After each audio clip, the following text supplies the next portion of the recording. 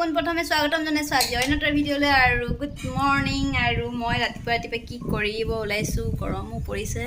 দেখাই আছোঁ আপোনালোক চাব এয়া দেখিছে পকাম মানে বেছি পকি গৈছে এইখিনি এতিয়া মই কিনো বনাম আপোনালোকে একেবাৰে ভিডিঅ'টো শেষলৈকে চাই থাকিব প্ৰথমে মই আমখিনি ধুই ল'লোঁ এতিয়া আমখিনি বহুত পকি গৈছে মানে কি হ'ল যোৱাকালি মায়ে ৰাতিপুৱাতে 3 কিলো আম ল'লে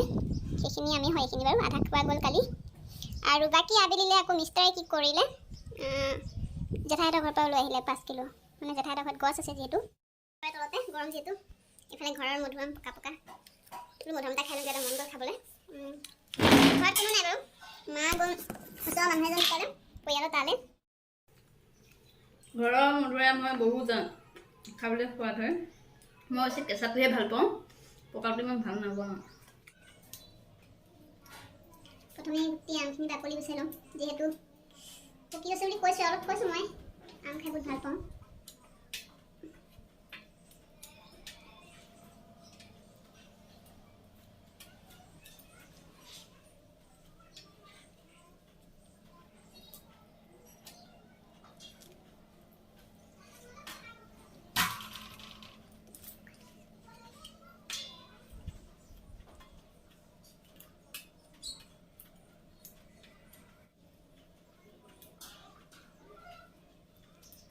বহুত পকা একদম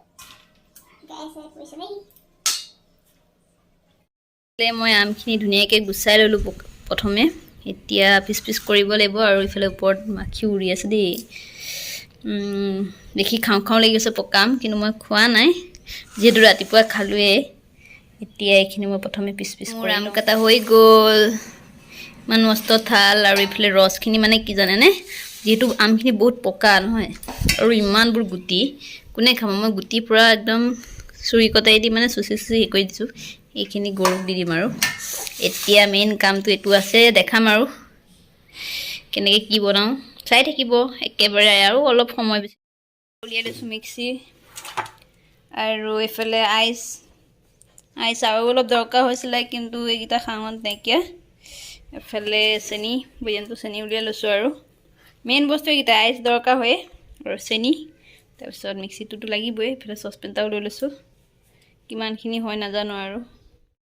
ইয়াতে মই এচামুচ চেনি দিলোঁ আৰু 4 টুকুৰা বৰফ দিছোঁ বৰফ কমাই দিছোঁ যিহেতু মোৰ বৰফ বহুত কম ইমানখিনি বনাব লাগিব তাৰ কাৰণে মই বৰফ বহুত কমাই দিছোঁ আৰু এনেও বস্তুটো ফ্ৰিজতে থ'ম বাৰু আৰু চেনি এইখন চামুচেৰে 2 চামুচ দিছোঁ এচামুচ বুলি ক'লোঁ চৰি এতিয়া মিক্সিত ফাইনেলি মোৰ হৈ গ'ল আৰু ৰসখিনি দেখিবলৈ বহুত ধুনীয়া লাগিছে আপোনালোকে কেমেৰাত কেনেকুৱা পাইছে নাজানো আৰু এইখিনি এইদৰে বনাই থোৱা কাৰণটো কি হৈছে মই কৈ আছোঁ শুনক মানে এইখিনি বনাই থৈছোঁ পকা আমখিনি থাকিলে যিহেতু বেয়া হৈ যাব বেছিকৈ আছিলে আৰু এইখিনি এইদৰে বনাই থ'লে আলহী আহিলে আপোনালোকে ফ্ৰিজৰ পৰা ঠাণ্ডা পানী হওক বা গাখীৰ হওক তাৰ লগত মিক্স কৰি দিব পাৰিব জুচ বনাই আৰু বিশেষকৈ ৰাতিপুৱা হওক বা আবেলি যেতিয়া ৰুটি খাবলৈ মন যাব তেতিয়া আপোনালোকে ইয়াৰ পৰা 2 চামুচমান লৈ শুকান ৰুটিৰ লগত খাবচোন বহুত ভাল লাগে আমাৰ গুজৰাটত ফেমাছ আৰু কি ৰাছ আৰু চুকি ৰুটি মানে গৰম দিনত আৰু ভিডিঅ'টো ইমানতে আছিলে মোৰ এয়া হৈ গ'ল তাৰপিছত এতিয়া ক'লোৱে নহয় মানে